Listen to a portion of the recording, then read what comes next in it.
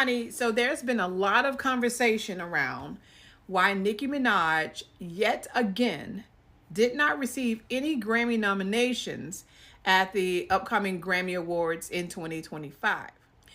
I know, I'm a Nicki Minaj fan. I've watched her career over the years. I've enjoyed so much of her music. I mean, she makes so much good music. It's undeniable. She's extremely talented. And she has a catalog of songs that can go on for years.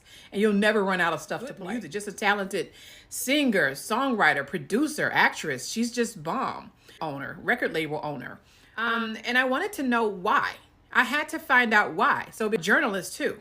I've been writing for years. I have a degree in communications and journalism, and I've been around the block a few times on a few red carpet interviews. Sometimes you might catch me on the TV show. It's a crime drama show called For My Man on TV1. Or either you might catch me on Fatal Attraction on TV1. But I am a Nicki Minaj fan, and I wanted to know why. So what did I do? I emailed the CEO of the Recording Academy, the Grammys, Harvey Mason Jr. I asked him, why did she not get a Grammy nomination? And he answered. So let's get into what was said. So let me also add this. Harvey Mason Jr., the CEO of the Recording Academy, the Grammys, he said himself that he is a huge Nicki Minaj fan. I thought that was just amazing, because how could you not be? So let's get started on what was said. So the subject line said, how are the Grammy Artist nominees determined?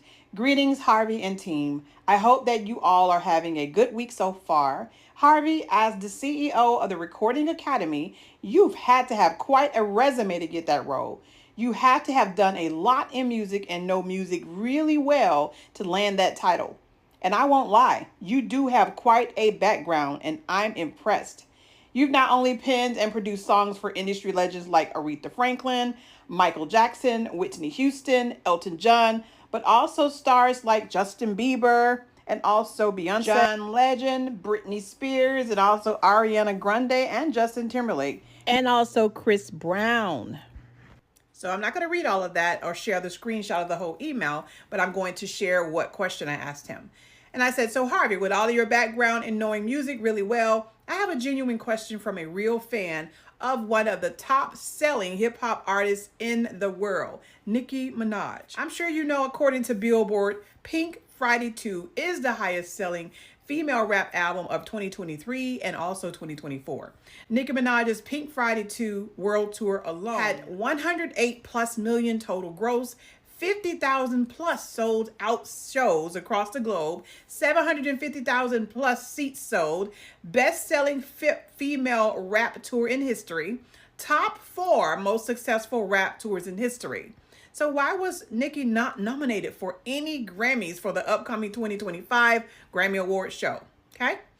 Has she really been blackballed from winning ever a Grammy for the rest of her career over one performance in the past? And I told him I'm not speculating rumors.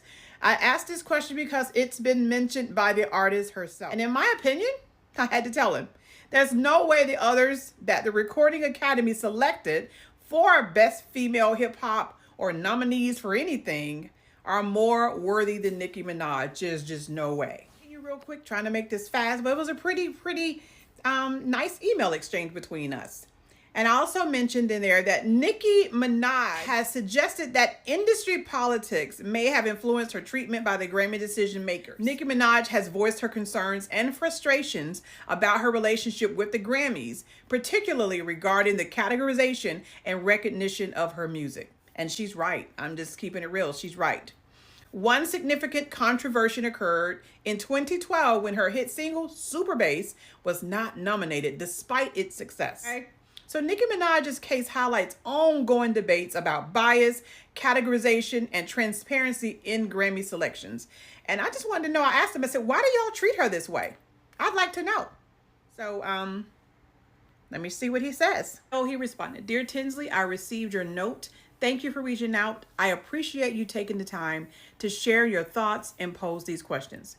Let me start by saying I'm personally a huge fan of Nicki Minaj and her music. She has created a catalog of music that's amazing, and she is a massive talent. So here was his response. In response to your questions, I want to share some important information.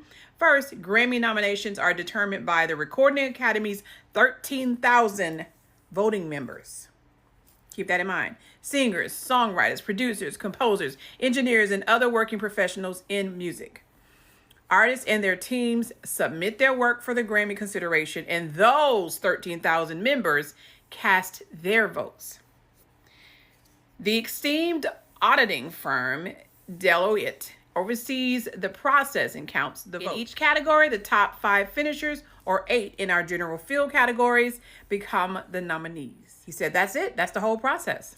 And he said a little bit more than that, and I won't go word for word in this email exchange, but he did tell me that the voters are instructed. The voters, we're talking about the Recording Academy's 13,000 voting members, they are instructed to make their choices based solely on the music.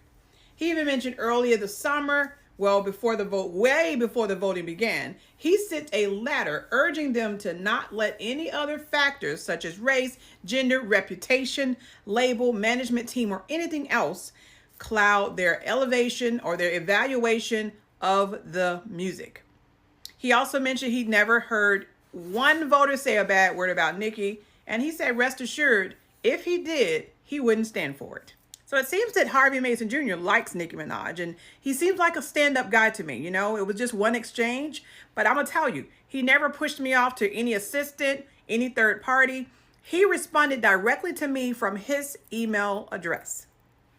And I thought that was impressive. And so we said a lot more than that in the email. I won't read it verbatim, but we even had a moment in the email where we talked about Susan Lucci. I told him Nicki Minaj finally winning a Grammy that she deserves would be very similar to when one of daytime's favorite soap opera stars, Susan Lucci, finally won her first Emmy years ago. It was like not one dry eye in the building. She worked so hard, but she always got overlooked. And so he shared the same excitement about when Susan Lucci won. She used to be on All My Children.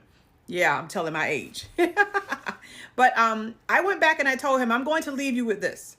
I told him, Harvey, you mentioned you have never heard a Recording Academy voting member say a bad word about Nicki Minaj. That's good to know. However, remember, you are the CEO, and they probably wouldn't speak negatively and share their personal views about an artist, especially if it's a negative view, because they know it can make them appear biased and possibly stunt their ability to make a fair, sound, just decision. And I told him I know he's far more experienced in the industry than me, but I'm going to recommend this to him. And I said, if I were you, I'd want to look a little deeper into the Recording Academy's 13,000 voting members and see if many, or maybe a large percent of them, are anti-Nicki. I'm just being honest. Are they anti-Nicki? You got to know who is voting, who is on these committees voting, who are these 13,000 voting members. They're producers, they're singers, they're songwriters, they're all of that. Are they legitimate people? I mean, I would love to know. And so I told him that the answers were detailed, and we would hate that anybody would just be on that committee being biased on purpose simply because they have that one opportunity to flex their muscles and they're using it against Nicki Minaj. So he responded, and I thought that was really cool. He said, I hear you, and I will continue to work diligently to ensure our voters are voting fairly and our body is as representative as possible. And he did tell me he was comfortable with me sharing, you know, the way the system works, our conversation here. And he said he hopes that it clears up some misinformation out there. I want to know who those 13,000 voting members are. Who are you? Because ain't no way that by now Nicki Minaj has not won or been nominated several times over the years for a Grammy. Ain't no way. Where are these 13,000 voting members at? I'll wait. You know what this shows me, though, and it makes me smile even harder for Nicki Minaj, because this shows me it's not the Grammys hating her. It's not the CEO hating her. It's not her music. It's some of those people on that 13,000 Recording Academy voting membership squad who's responsible for this for years. That's who it is.